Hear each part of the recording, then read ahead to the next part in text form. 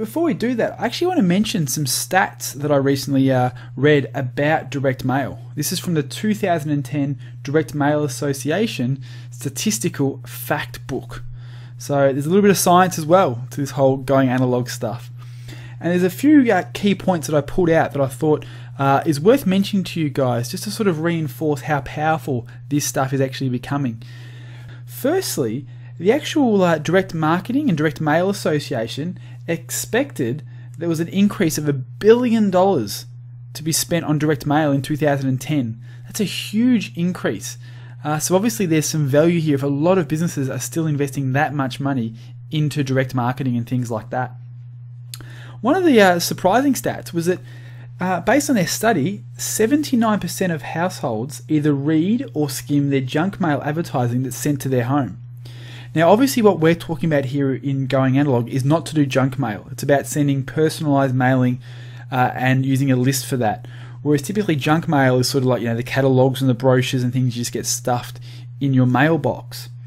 But if people are willing to, or 79% of people are willing to read and skim that stuff, the actual open rates and the response rates that you can get from customized, tailored and personalized direct mail is incredible.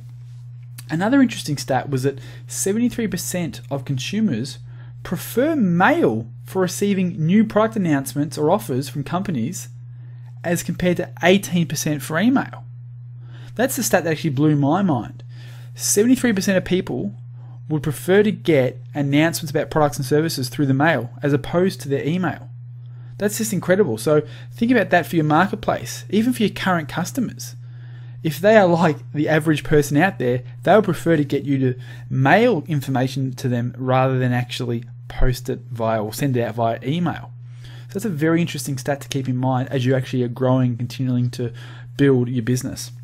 Because it could be a great tool, well, it is a great tool to actually market to your existing clientele. Direct mail and all this sort of, offline stuff we're going to talk about, also postcards in the next module, are a great tool for actually keeping in touch with your existing database, your clients already. So this sort of stuff is what you should be applying these lessons to as well. Another great stat was that 31% of consumers are less likely to discard unopened mail. This is, new product announcements, coupons, brochures, catalogs, and stuff like that. Whereas 53% of people are likely to delete unsolicited emails regarding product and announcements. So a higher percentage of people are going to actually be deleting their emails before they read them as opposed to throwing out mail before they read them, which is a very interesting stat as well. Another thing was when consumers were actually asked what advantages they saw in direct mail versus unsolicited emails and telemarketing calls, 45% of respondents found that mail would be less intrusive and more convenient, less high pressured and more persuasive for them.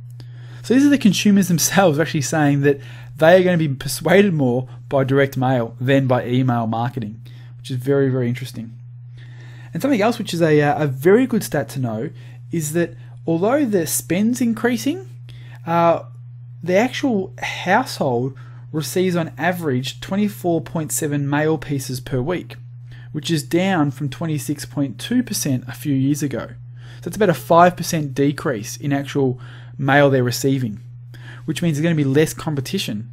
That's 27 pieces they used to get a week in their mailbox. You get that in an hour in your email box. So the actual competition that you actually are competing against is getting less and less. And that is not just advertising pieces, that 24.7 number.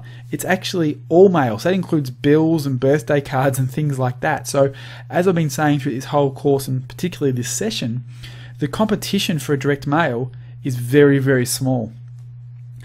And again, just something to keep you juices flowing for the next module, 47.9% of household prospects read postcards, which is up from 41.5% back in 2007. So there's definitely a positive increase when it comes to people responding to postcard marketing. So that's just a couple of stats for you guys to think about to really reinforce the benefits of this going analog stuff, particularly the direct mail part of it.